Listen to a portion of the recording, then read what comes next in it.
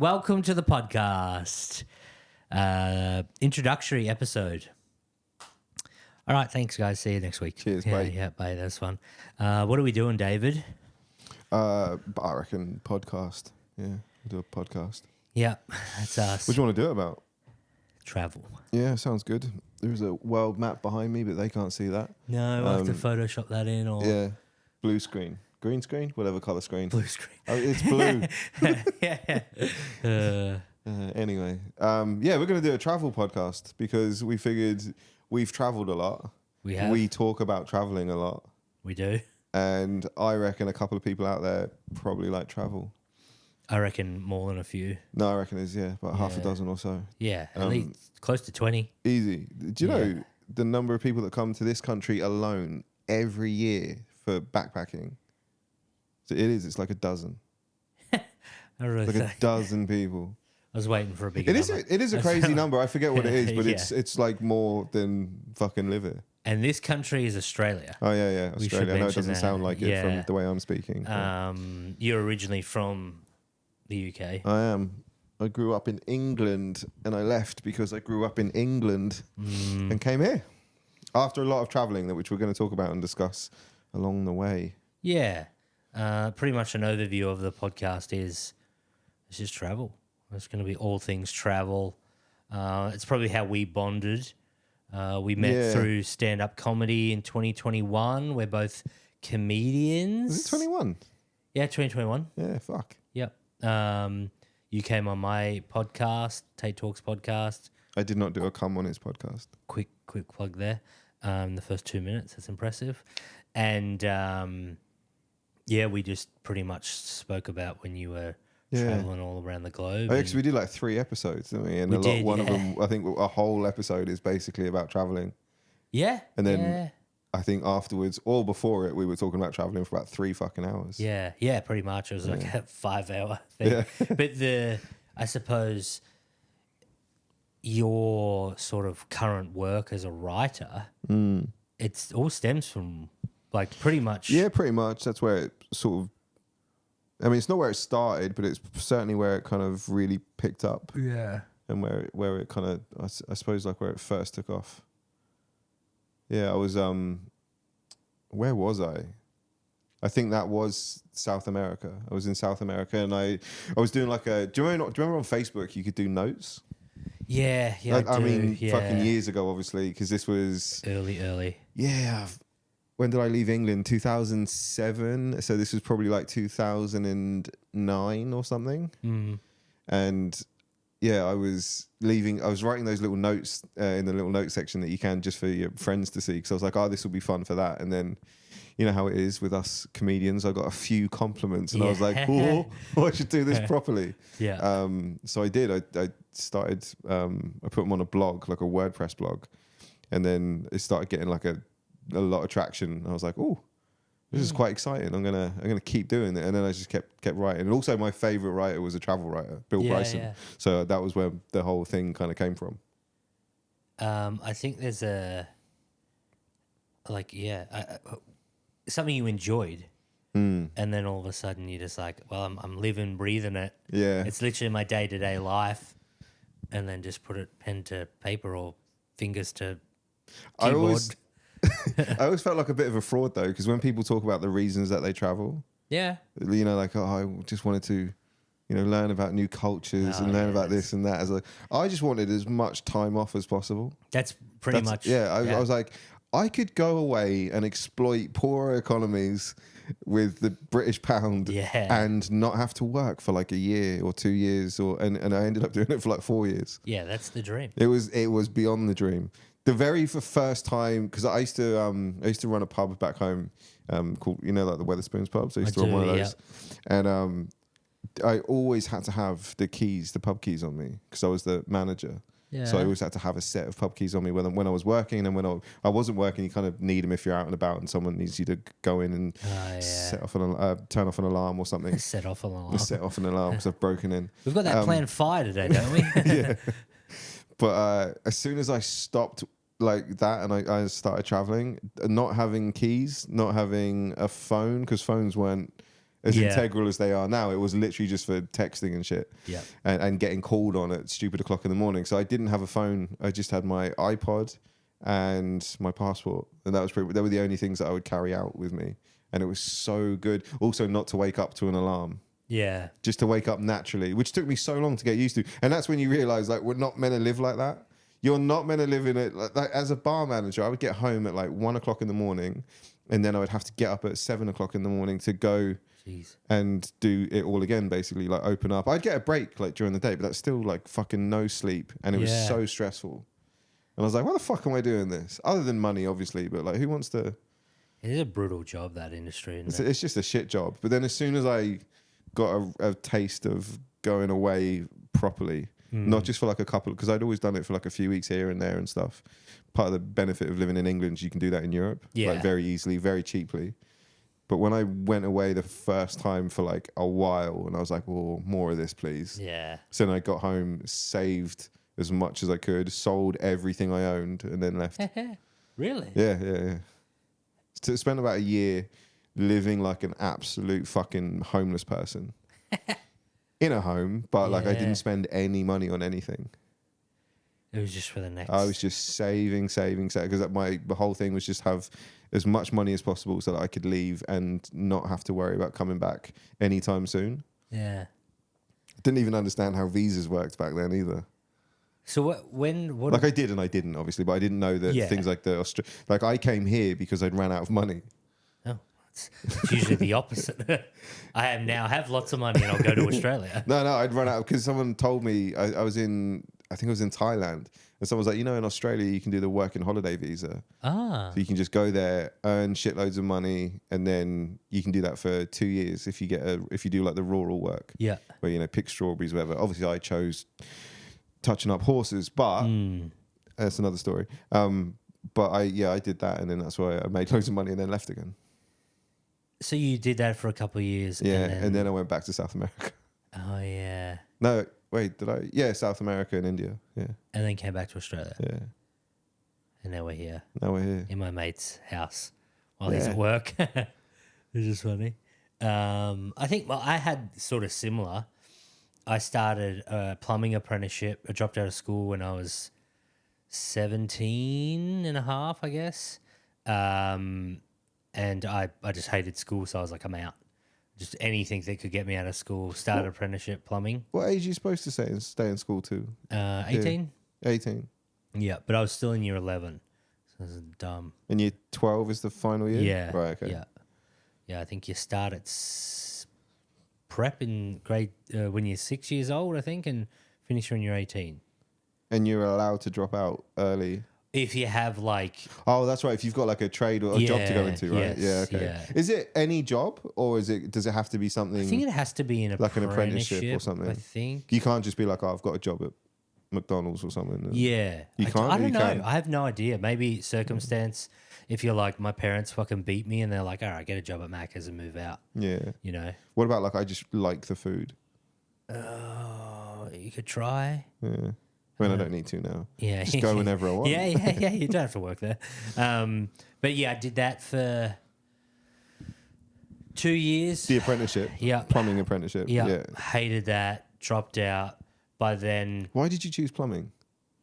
Was it just a thing that popped up? People just like, it's a license to print money. And it like now, I'm like 34 now. So 17 then. So 17 years ago, essentially. Yeah. And you're still printing money. And it is a license. I need to print money. Like it's startup fraudulent businesses and stuff. They can print money because fucking hell, they make some coin. But, you're a scumbag tradie, so it's fine. Which we love and support. But when did you start? Like, when did the shop fitting thing become a thing? Was that just opportunity or? Yeah, just my mates. Yeah. Because you did that like sort of sporadically for a bit, didn't you? Yeah. So labouring for my mate's a carpenter. My other mate is the project manager, and they give him the work, and then every so often I go and do that, plod along. Doing jobs that you didn't like, was that ever a driving force to leave and go traveling, or was that like, I wanted to do this to make the money so I could go traveling? Most of the jobs that I've ever done were literally see the finish line, have a goal. I used to have Like financial goal. Yeah. Had a So you could go. had a spreadsheet on my computer. Yeah. Actually, no, I didn't. I would crudely write up something on Microsoft Word, Yeah. and I'd stick it literally on my wall, and I'd have like 3 columns, and it would be like the date, how much money I should make that week, and how much money I have in the bank. Yeah. And then I had a projected total of what I should have in the bank and actually what I have in the bank at that time. Yeah. And then I would just fucking crudely draw it in and then be like, all right, I'm meant to have Yeah. $3,000, but I actually have $3,700. So I can quit earlier. Pretty much. Yeah. Yeah. And I used to do that like, with not the same sort of thing, but I used to, like the Lonely Planets. Yeah. So like when I had a trip sort of that I was planning and sort of saving for or whatever, or when like the first place that I was going when I quit my when I decided I was going to leave England for good was the US. That was the first stop. So I got the Lonely Planet for that, and I would just look at all the budget. Like it gives you a daily budget, like how much you can expect to spend. Yeah. So I would like overestimate, and I would work out, right, so for the first like 3 months, I'm going to need this much money. And then I would do it that way. It's always crazy how so off those things were. Oh, yeah. I was going to say, but surely it was out of whack. Oh, it's completely out of whack. But not like I would use that as a sort of Bible necessarily.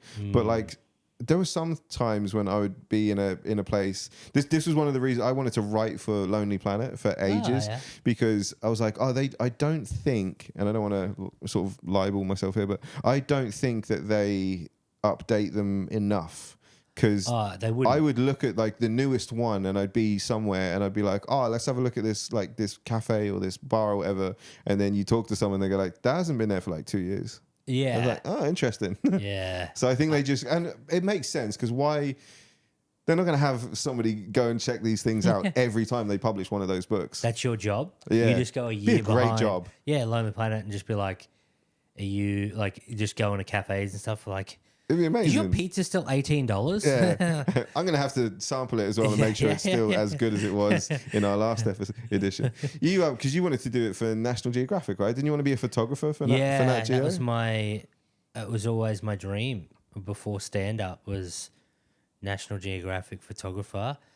2 years, it was year 9 and year 10 at school. I tried to get into photography, got knocked back, and I went, fuck it, I'm out. And I never did it ever again. Oh, really? The only camera stuff I've done is what we're doing now. Like, what do you mean knocked back? Like, so there was only a certain amount of intake into the class to learn photography and stuff how like that. shit is that? Yeah. I could have been fucking David Attenborough or something. No, that's not what he does. I could have filmed him. Yeah. Taking photos of him. You could have been Sean Penn in Secret Life of Walter Mitty. Yes, that is one of my favourite movies. It's a great movie with a great soundtrack as well, by the way, because it's Jose Gonzalez. I think it's actually Junip, which is his band. But anyway, we're now geeking out on music. But Sean Penn in that movie, is that not the greatest fucking job? Yeah. I mean, I'm not even interested in photography. I was like, he just travels around the world like a fucking nomad and gets to sit on a mountaintop trying to catch a fucking picture of an eagle or a snow leopard or whatever. Yeah. And then he's like, it's too beautiful. Yeah. Like, I'm not gonna like take the photo. And you're like, you're a fucking idiot. Do it. Do it. That movie's incredible. That literally, because that probably came out when I was like early 20s, I want to say. I was going to say, how old do you reckon? Is it 10 years? Or? Yeah, I'm going to say at least 10 years. Because Kate and I have seen it, my wife and I have seen it together, and we've been together for like 11 or 12 years. I have the magic in my pocket to see we can check these things. We're not that professional fucking... Why speculate? I am curious to see actually now. But it was such a good film because... I'm going to say 2011. Alrighty. Yeah, I reckon probably around then. Actually, no, it's probably later. 13. 2013. There you go. But that movie, I think, resonated with me so much. So Ben Stiller's in this film. He works for National Geographic in the photo lab. Yeah, he like develops the pictures and stuff. Yeah. I think it's like a low sort of. Yeah, he's and he's just a white collar businessman, and you can tell that he's never done anything, but he has like these vivid like imagination stuff, and he goes into like crazy different worlds and scenarios and this and that, blah blah blah, and you can tell that he wants to do and have like more of an A adventurous life. Just live. And he actually ends up like this thing goes on with Sean Penn, who's a photographer, and he has to get the last photograph for National Geographic because they've been because it was bought like out. their last issue or something, wasn't it? It was Photo yeah. X, I think. Yeah. And yeah, it's just a great movie. But I watched that with the lens. So I was 23 then. So what had I done in 2023? I had already been to South America for 7 months and a couple of weeks in the US. Yeah. But I had that travel bug was deep in me, and I really, really wanted to go somewhere else. And I remember watching that movie and being like, my dad died around then too. Yeah. And actually, no, he didn't. He was just always yabbering about. He was alive then, but he was always yabbering about things that he never did. He was always like, "I wish I went to Oktoberfest. I wish I did this." And he would have been like early. He died when he was 56.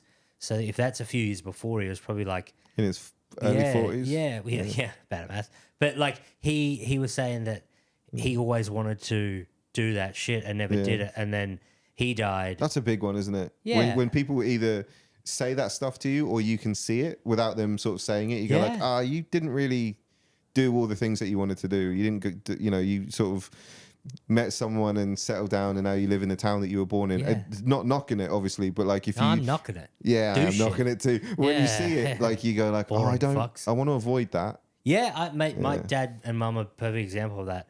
Mum was, I don't know, I think dad was 21, mum was 19 when they were married. And they've like, you buy a house, you have kids, you have 3 kids by the time you're 30, you're onto your second house, and you work forever. Yeah. And that's all you fucking do. But I think there's so much more. Like I've always wanted to like, I don't know, experience new things. And just fuck off. Yeah, like I always fun. wanted to just not have a job but not be unemployed as well. Yeah. That's the thing. Like you're not because you're traveling. Like I said to you the other day, there's that thing of like if you're 25 and you're staying in a hostel for like a couple of months, if it's in a country that you're not from, it's absolutely fine. If it's in the city that you live in or whatever, or you were born and you're from that country, it's not the greatest. Things aren't going well for you. Yes. But if you're doing it when you're away, it's a different sort of thing. You don't feel like a bum necessarily. You don't feel like you're this unemployed, It's like, so strange. Like if I was at home like early days and stuff, very lucky I could go. So the whole way that I like saved up was go back, live at my mum's house, get a shit ton of fucking cash, and then leave. But if I wasn't working and I was in between trying to work out like what I wanted to do and where I wanted to travel next, my mum would be like, "You getting work? Like you gonna get a job soon?" Yeah. But once I got a job and then traveled, it was like, Tait's off traveling, he's doing seeing the world and this and that. Well, it is something to be proud of, though. Like I have a son, and I will be proud if he does that. Yeah, I'll be really proud of him if he, takes off for a fucking year. I don't care. Obviously, don't want to be away from him forever, but he's a kid. You can go visit him though. That's cool. Yeah, like that would be always pretty nice, I reckon. Because I've got so many friends who have been like, "Oh yeah, overseas, my parents are coming to visit," and I was like, I don't think my mum would leave, her surrounding neighborhood, let alone that. Like to come on a plane halfway across the world to hang out, you're like, that's pretty cool. But also too, the biggest thing I enjoyed was like just being away from everyone and being like, I can do whatever I want. Yeah. And this, sorry, go on. I was gonna say this is just shows where my brain is, but I always thought it was so interesting that like you go to a different country. No one knows who you are. I was going to say the same thing. You could lie your dick off, okay, but we don't.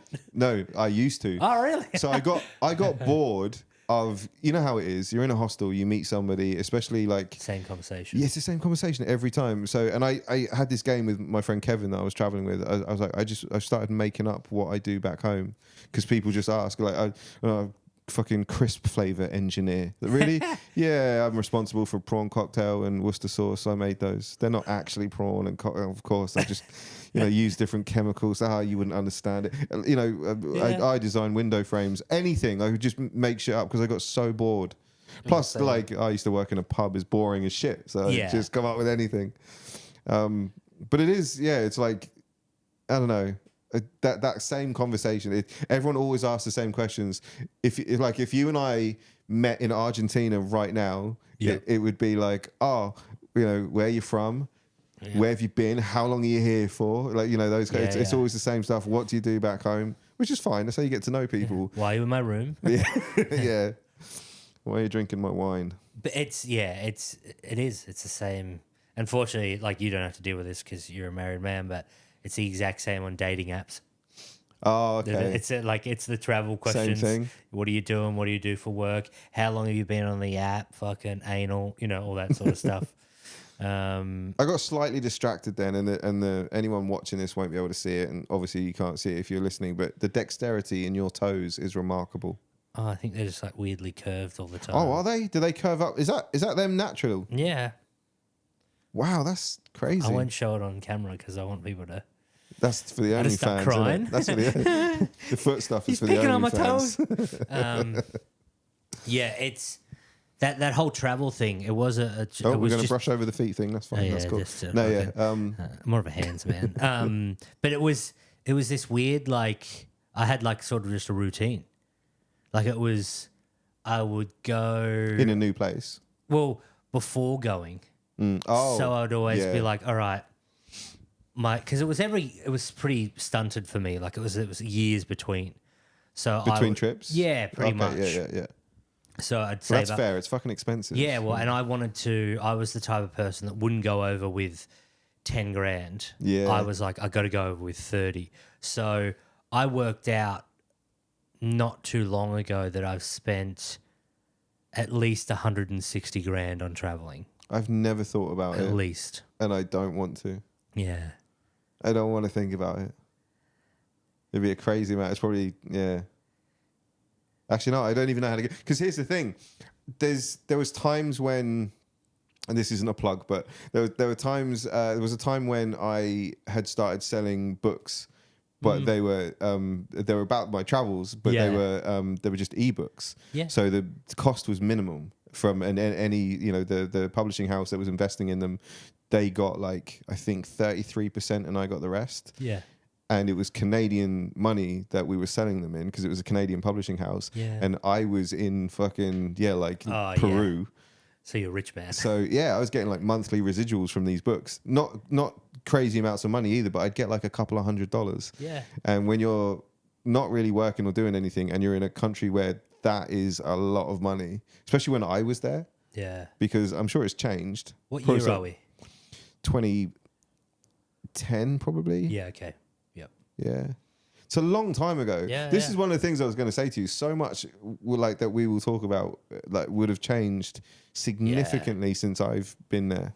Yeah. In most places because I've been here for like 12 years and I haven't really gone anywhere else. Like I've been back to England and I've been to like, Indonesia and stuff a couple but I haven't Yeah. really been anywhere properly. Yeah, it's been a while since I've been. Well, 2018, 19, I was in Canada for a couple of years, but Yeah. Still way more recently and you're off back there soon. yeah, should be October. Should be balls deep in Canada again, which should be nice. Now I get on a plane to fucking Brisbane or Melbourne for some shows and I'm like, this is fucking horrible. Yeah, This is too long in the air. I haven't done a long haul for a while. I've done a couple of trips to Indo and Thailand, and that's as long as I've done. And that was like, I used to love getting on the plane. I used to too. Yeah, it was. But I think I'll get back into it though. I think age has played a factor for me Yeah. because Yeah. it's different now, and my ankles will swell up. I'm like, Oh, why? really? Yeah, I never used to have that. Yeah, I've never had that yet. And also, I will be wired the whole time. It doesn't matter what time I fly.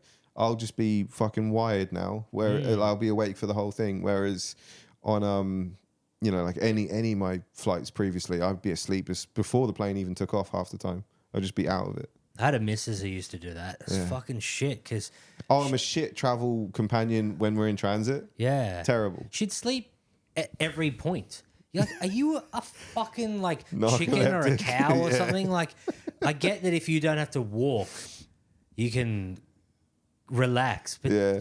don't nod off when you sit down. It's like we're the only two people that like Speak this language. yeah.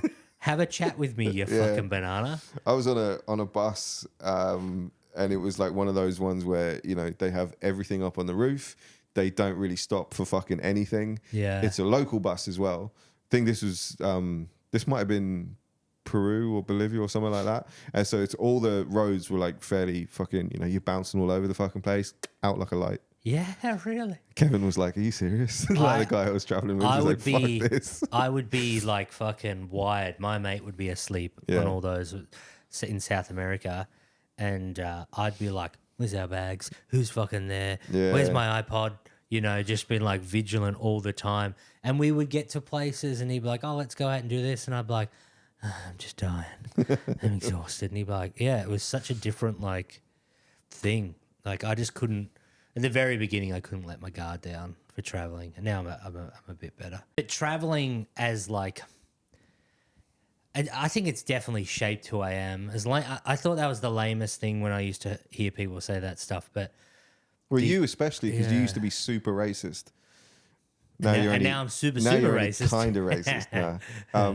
Yeah, no, it definitely does. It definitely does. And like I said, I did it basically because I wanted to just have time off and not do anything. And I would hear people say like, "Oh, it shapes your personality and it opens your eyes to all this stuff." I'm like, "Nah, fuck off. I just don't want to have to set an alarm in the mornings." Yeah. That was basically it. But you do pretty quickly realize that, you know, your worldview changes pretty quickly when you realize how small the world is. Yes. And also too, I did find that you would levitate towards people, or gravitate, I don't know words, but the I think levitate means fly, doesn't it? Are you going to say you gravitate towards other people from, like if levitate, I like, ooh, and then, get up and hover towards them. Hello.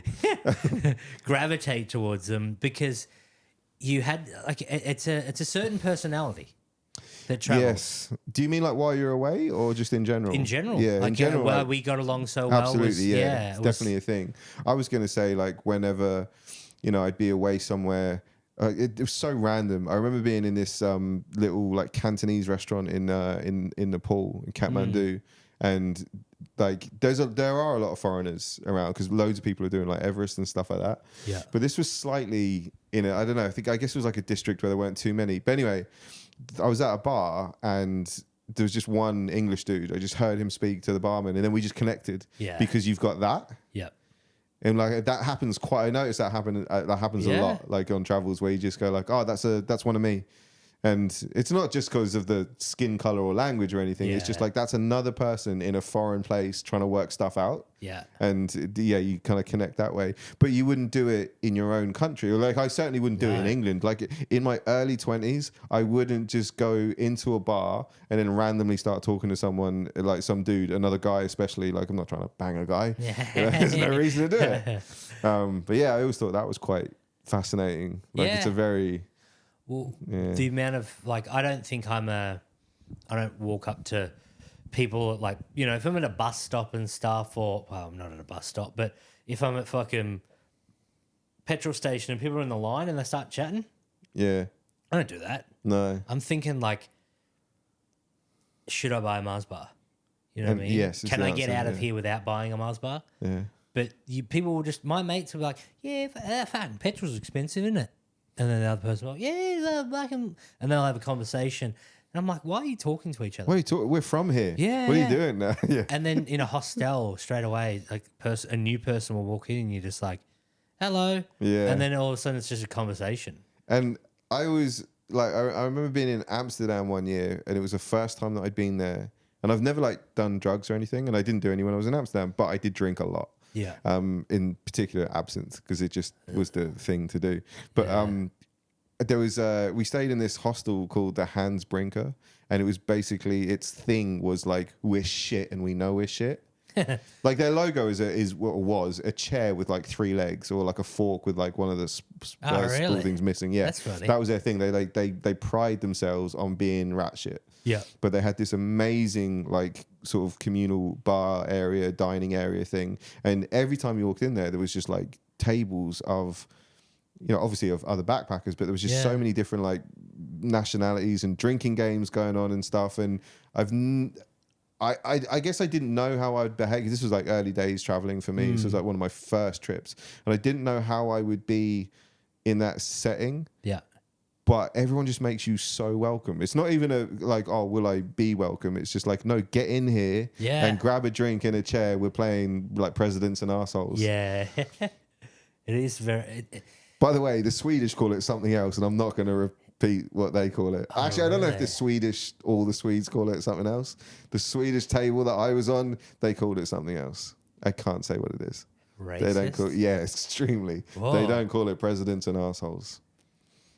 All right, time to play 20 questions. Yeah.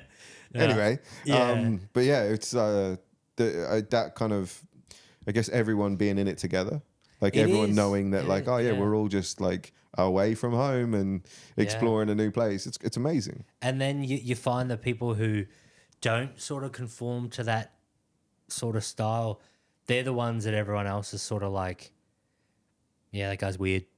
You know what I mean? Yeah. Like it's just a thing that people go like, yeah, they're not talkative. And I've seen plenty of quiet people, but they'll still come over and they'll sit down and they'll have a quiet conversation and have a beer and stuff like that. You ever meet someone where I remember this guy? I don't know, I can't remember his name, but I remember this one guy who he was in a hostel that we were staying in, but like Kevin and I were just like, oh, he's been traveling by himself for too long because his like people skills were just shot to shit. He was so strange. His hygiene was fucking awful.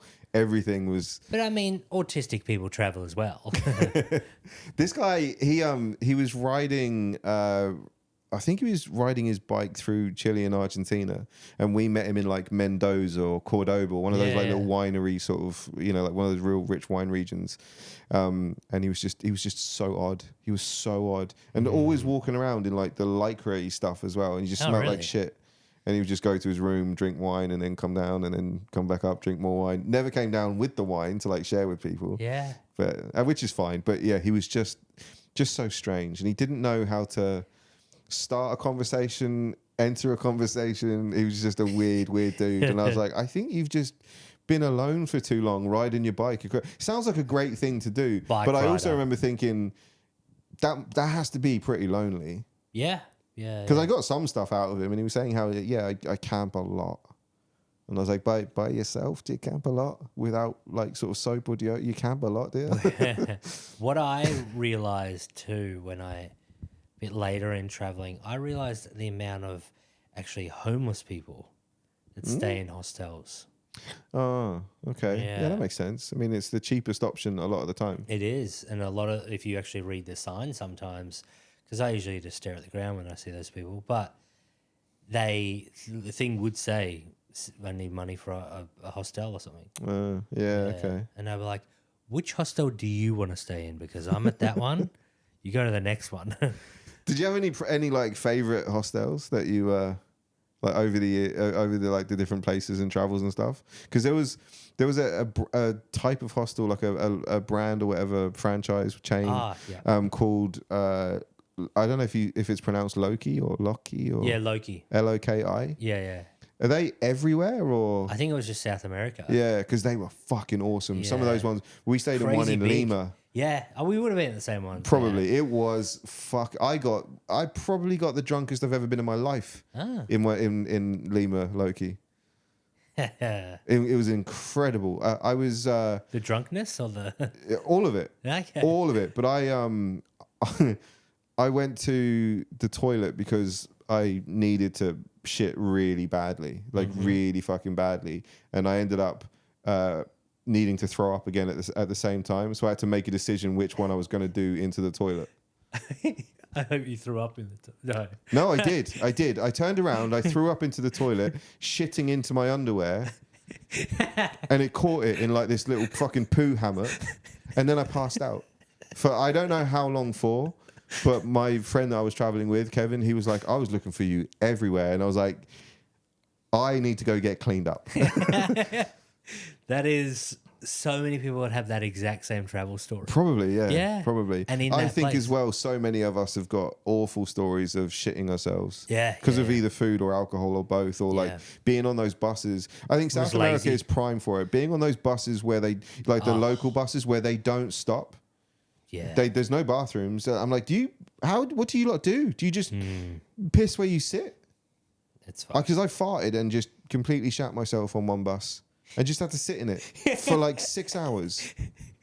It was awful. I got to I think this might have been La Paz, actually. I think that was the first time in La Paz. Shat myself, got to the hostel and had to just wax myself as I took my underwear off. Just pulled everything because it had dried horribly. It was disgusting. Absolutely awful. Wasn't even drunk, by the way. I was probably like hangover remnants as well, but I think I'd made that mistake because La Paz's elevation is like 38, I think. Yeah, it's crazy. 100 meters above sea level. It's one of the highest. It's one of the it's one of the highest altitudes, I think, of a place that you can live at least. But they say to you not to not to eat too much, don't drink too much or anything like that on your first like few days, so you can acclimatize. And I think that's also the reason why if you get buses in, they go up and down a little bit. So you get like some of the altitude and then you come back down, you kind of like balance out. I don't know if that's fucking true. That's just what someone told me. I was going to say that they're not that nice.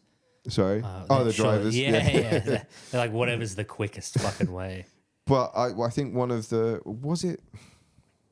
I'm fairly sure it was La Paz because I remember there was a girl that I was with, like just a part of the travel tour that we were with, and she got guinea pig as like the first meal, and I was like, they said like maybe eat like a banana or something, like keep it super light, and she's like, it'll be fine, I got a stomach of iron, and then she eats this like fatty.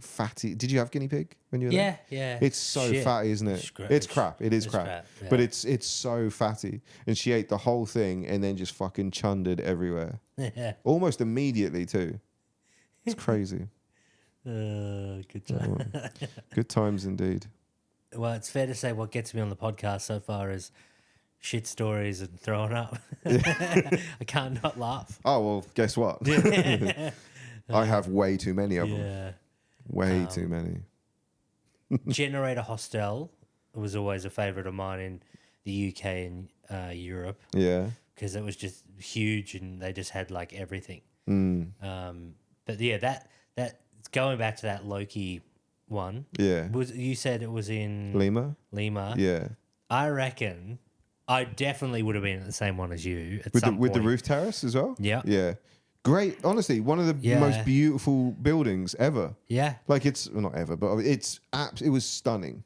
The first time I ever heard people having sex at a Hell hostel was, I'm pretty sure, in that place.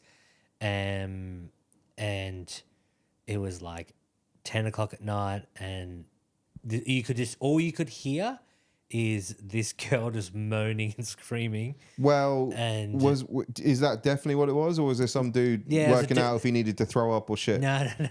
Yeah, she just walked in. But but you could hear the dude as well. And there was the terrace, and there was the bathrooms, and it all echoed. And there was literally like, at some point, maybe 10 of us from different rooms, all like looking at each other like, ah! And like everyone's just giggling outside. Like it was the weirdest thing. And I didn't have the balls to literally stay out there when they walked out, because it would have been like this, the walk of shame for both of them. But I still remember going inside, and some people stayed out there and then giving them a round of applause. Wow. So if you're listening to this podcast and you got railed in the shower in 2010, the Loki fucking hostel, I remember and I heard.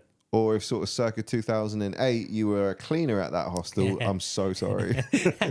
so sorry. Oh shit, that is traveling. There was another hostel that I adored, and I loved it so much and I can't even remember. I don't know what it was called. All I knew is where it was, and this was in La Paz as well.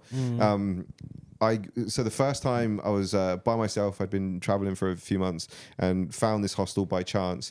But the thing there was a few things that I loved about it. The rooms were huge, private rooms as well. I can't remember what they cost, but like real beautiful rooms, massive ceilings, gorgeous like Gothic type building. You know how those old looking buildings are there? Yeah. But there was a street vendor that sold popcorn. I don't really like eating popcorn, but I do love the smell of it. And it just wafted up every morning. And I was like, that's how I want to wake up. When I then came back to La Paz a few years later with my friend Kevin, we as soon as we got off the bus, I just made a beeline. He was like, where are you going? I was like, I kind of know. I can't. You just need to follow me because I know that it's you know roughly where it is. I wasn't even following my nose. I was just like, I know that there is this place where we'll smell popcorn every day. It's like, did you say smell pop? Weekend cinema? Like, what are you doing? I was like, look, I need to stay in this place. There was something about it. I didn't. Yeah, I don't know why I was like that. It's like, I got to get to this fucking hostel. There was a protest going on in the streets when we got there too, and I was literally barging people like through the crowds, through the like protests, so I could get through the roads to get to this place. That's how much I wanted to stay there. But it was a great hostel. Internet cafe, bakery next to it. Beautiful. It's so weird. Like I'm having like flashbacks to. I feel like I was definitely there as well. Yeah. Yeah, now probably. I'm smelling popcorn. It's probably one of those big like popular hostels, and that's probably why I stayed there to begin with. But I just knew as soon as we got back to La Paz, because La Paz is one of my favorite cities in the world. I love it. There's something about there's loads of things about it, but the architecture especially is just, and all the little markets and stuff. It has so much character. I love that place so much, and I knew exactly why I was going back there. Yeah. Took Kevin to like all these different places that I've been to before, and I was just like, we gotta see this. Like, and it was not annoying, but it was kind of upsetting because he was like, it's nice. I was like, he doesn't get it. Popcorn man, Kevin, fuck popcorn. That's a perfect way to probably end this first episode or the introductory episode. So the next episode we're actually going to do, I think, is Bolivia. Okay. So we can talk and go in depth. So the idea of this episode has been us, trying to work out if we want to do a podcast together and to have a chat. So if the episode doesn't come out, we didn't like it. But if what we're trying to do is each week from now, we will pick pretty much a country. We'll go in and out of countries because we can't stay on topic. We'll pick countries that I've shat myself in, which is almost all of them. So we good if we like pan to that map and it's just all the pins in there. Just poo pins, yeah. They're the brown pins. So each week we're gonna hopefully. I joke, but there would be so many. I think I've only shit myself in Thailand multiple times. Between shitting and throwing up violently, we'd have most of the world covered. I reckon. Yeah. But with the idea of the episodes, we're trying to work this out as we fucking go. Anyway, they're gonna obviously change, but we want to do sort of some overview of the country, some strange facts, interesting facts. Fun stories about when we were there. Yeah, and also too, at some point we want to get you guys, the listeners, involved and get some. We're gonna think up some. Tell us what like your favorite race of people is and which ones you particularly hate and stuff like that. Yeah. Pretty much. Yeah. It's we're still all trying to work out because yours is Indians, isn't it? You hate them. Yeah. They're growing on me. They're growing on you. That's a joke. I still hate them. That's a joke. They're not growing on him. Yeah. But that's pretty much the pod. Well, that's what it's going to be. Obviously, this is episode, 0. Yeah, 0, realistically. Ground 0. And we will see you guys next time. Plugs?